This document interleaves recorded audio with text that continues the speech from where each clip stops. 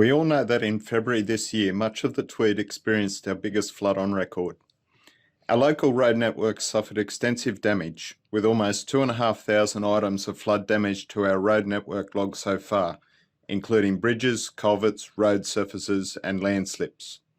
I'd like to give you an update on one of the biggest impacts of the flood, the landslips along Scenic Drive at Bilambil Heights. Following the major rain deluge in February, we closed the road at the site of the major landslip just north of Scenic Drive. You can see from this drone footage just how significant the flood damage is and how unsafe it has made this section of road. There is also another slip site near Mount Bilinga Circuit and Warringah Drive.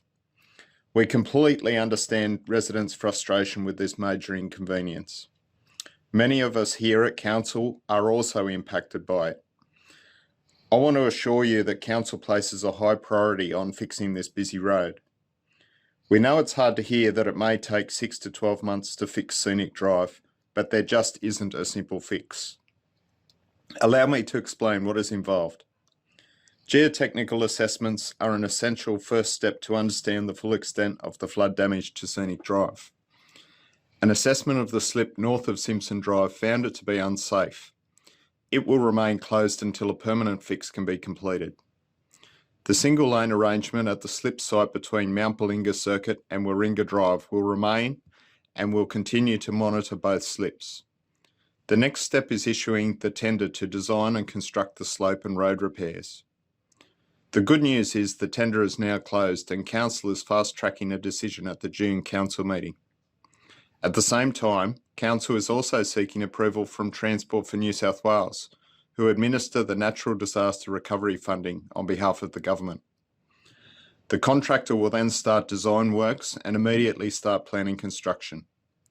Once an approved design is available and we have environmental approvals in place, on-site construction can start as soon as possible.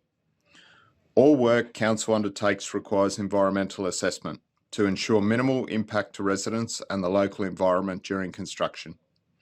There's no easy fix for Scenic Drive, but we're fast-tracking the process where and when we can. You can stay up to date with Scenic Drive progress on our flood recovery dashboard, or subscribe to the Tweed link to have the updates sent direct to your inbox every Wednesday. See Council's website for more.